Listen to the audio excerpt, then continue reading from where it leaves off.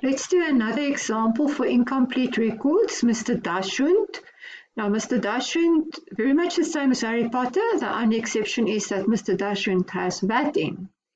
Mr. Daschund has owned and operated a very successful pet supply store, Paws for Life, since 2003 and has a 30 September year end. Over the years, many of his clients have asked whether he offers pet grooming services as well as boarding facilities for their pets for when they go on vacation. He feels this is an opportunity for him to increase his annual revenue and is going to make an appointment with his bank for a loan to expand his operations. Mr. Daschund has very little accounting experience and his friend, Mr. Terrier, prepared financial information and statements as and when required. Unfortunately, he is overseas visiting his daughter and you've been asked to assist with preparing the information needed by the bank. Paws for Life uses the perpetual inventory system and has always maintained a consistent gross profit percentage. Note here that they don't tell you what the percentage is, all they're telling you that it is consistent. So obviously somewhere along the line you should work it out. Paws for Life is a registered VAT vendor and the VAT rate is 14%. You can assume that all parties are registered for VAT and that VAT is included in all applicable amounts. Mr. Daschund, with the help of his assistant Ms. Bucks, supplied you with the following information for the period 1 October 2012 to 28 February 2013. Now please note it is not a full financial year. If you work that out, it gives you exactly a 5-month period. Right, details from the bank statements. Now, very important, so that went through the bank account itself. Payments to creditors, trading stock purchases, deposits, salaries and wages and other expenses.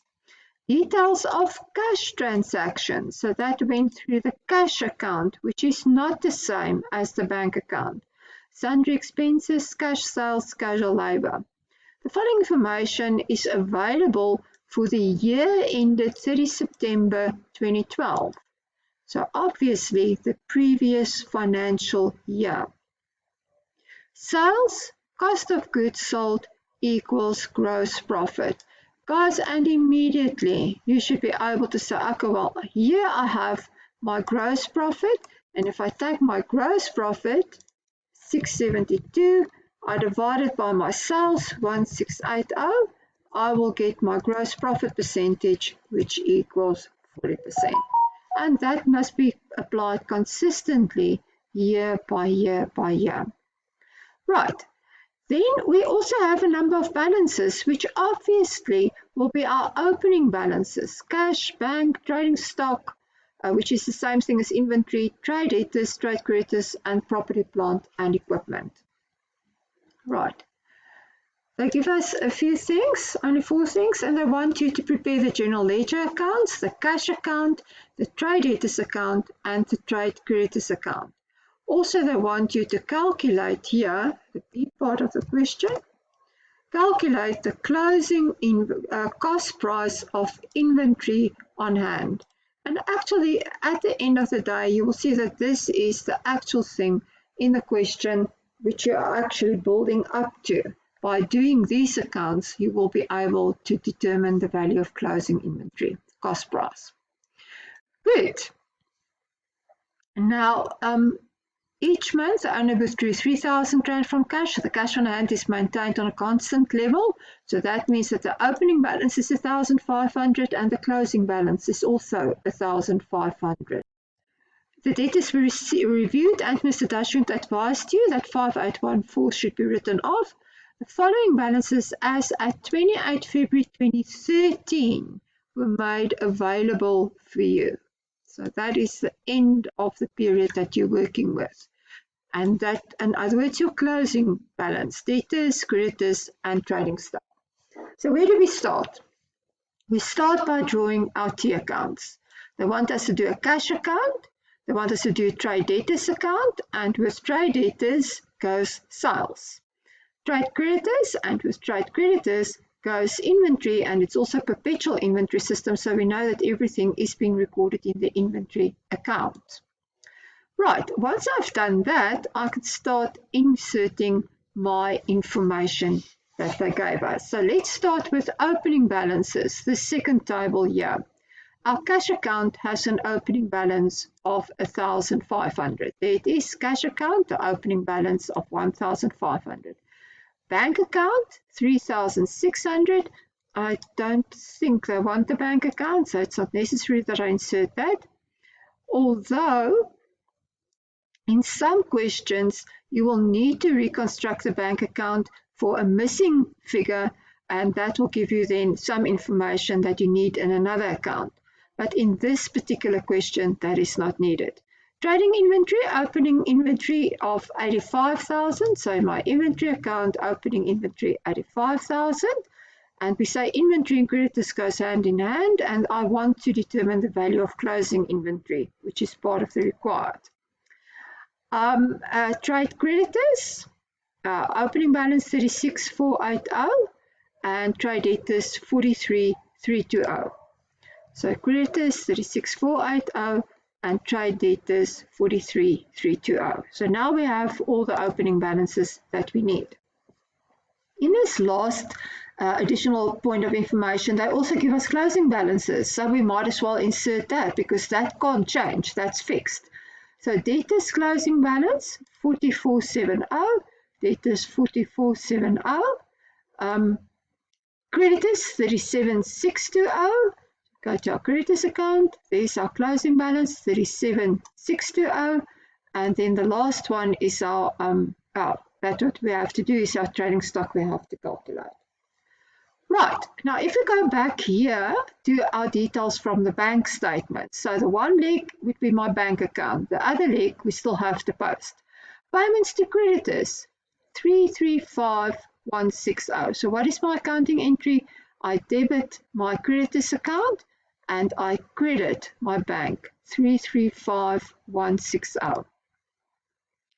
Next one, trading stock purchase. Now this is cash purchases because it's out of the bank account, or not cash but paid for, cash in inverted commas, settled by the bank account, 62,700. So what would I do? I'm going to debit my inventory account, but with what amount? Guys, not with 62,700 Rand, because that will be a VAT inclusive amount. I will debit my inventory with a VAT exclusive amount of 55,000. The difference between 62,700 and 55,000 would go to a VAT control account, which I'm not required to do, and the rest, the credit side, will go to the bank. Deposits. Now this deposit is out of my cash. So I'm going to credit my cash account and I will debit my bank account. So in my cash account, which is I'm also required to do, I'm going to credit my cash account with 583,948. Right, salaries and wages I don't have to worry about, and other expenses also not. Details of cash transactions. Now I need to do the cash account as well. Sundry expenses 20,292, 20,292. There it is. Cash sales 216,600.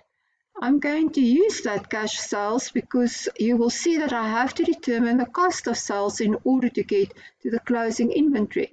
Now, if this is the cash transaction, I have received 216,600 for that sales, but if I want to work out the sales figure involved, I have to take out the VAT, so I only have 190,000 Rand worth of cash sales. You could have done the T account as well, and on the credit side you would have shown then bank 190,000. Obviously the difference between the 190,000 and the amount that we've received, the 216,600, that would have been VAT output and would have been posted to the VAT control account. Casual labour I'm not worried about, although I have to post the entry of 26,000 in my cash account as well, because it was something that I paid out of my cash. 26,000, there it is. There's our sundry expenses, 29. There was our deposits that we made. And then in our question, each month the owner withdrew 3,000 Rand from the cash received, so out of the cash account. How many months are we working with? We are working with 5 months. So 3,000 times 5 months will give me a total of 15,000 Rand. So that would have gone out of my cash account. They don't want me to do the drawings account, so I don't worry about the other side, but the counter leg would have been in drawings. They've told us that our balance stayed the same during the year. So our opening balance was 1,500 and our closing balance is 1,500. Yes, our cash sales of 216,600, and then when we going to determine what possibly can be the balancing amount that we need on the debit side, it must be cash received from our debtors. So we have received 428,640, which we can go ahead and post it to our debtors account, 428,640. Yes, the cash is maintained on a constant level. That's why the closing balance of cash is also 1,500. Mr. Daschund says we have to write our 5814 as credit losses. So we will debit credit losses with a VAT exclusive amount, debit VAT input, and credit the full 5814 against our debtors account. So that will account for that one. So that means we will have our cash receipts, we'll have our write-offs, we will have our balance at the end of the day. We have our balance at the beginning of the day. So the only balancing figure that we need to compile and which we need to calculate that's on the debit side of this account is 431,604. And what can that be? That can only be credit sales. So if we look at our total sales figure, it means that we would have had 190,000 cash sales coming from the cash which they gave us, and credit sales would have been that total there of 431,604. But remember, that is in the debtors account as well, and the debtors account is a reflection of the invoice value, and the invoice value includes VAT. So when I'm going to work out my credit sales per se, it will exclude the VAT, and that will give us total sales, cash sales and credit sales of 568,600. Now, we have already determined that our gross profit percentage is 40% on the selling price. There you've worked it out on the selling price. So if we have to write that in a little formula, it would mean that our formula would be 40%, our selling price is 100 then, so our cost price is 60. So if we have our total sales, we can now calculate our cost of sales. And our cost of sales would be the 568,600 times the 60%, which gives us 341,160. Where does cost of sales go to? Cost of sales will be posted to the credit side of our inventory account. Is that a VAT inclusive amount? No, guys, it can't be because it's based on our sales figures, and our sales figures is all exclusive. So the 341,160 our cost of sales, and we can go and then post it into our inventory account. There again is just a closing balance which we have already done. So let's see what we still can figure out what we have and what we don't have. In our creditors control account, we had our opening balance, our closing balance, and amounts paid to creditors. So the only balancing figure that we need, that figure on the credit side, equals 336,300. And what does that represent? That represents our credit purchases for the period, 336,300. Now, credit purchases also have to go to our inventory account, but remember, our creditors control account is a reflection of the invoice value that we owe our creditors. So that 336,300 there was the invoice value, the VAT inclusive value of the credit purchases. So the portion that will go to the inventory account will be the VAT exclusive portion. So I'm going to take the 336,300, I'm going to take out the VAT, and that gives us 295,000. And now we can balance off our inventory account. We have the opening balance, we have the cash purchases, we have the credit purchases, we have already calculated our cost of sales. So now the closing balance will be the balancing figure here, and that is the second part of the question. They require the value of closing stock, and that equals 93,840.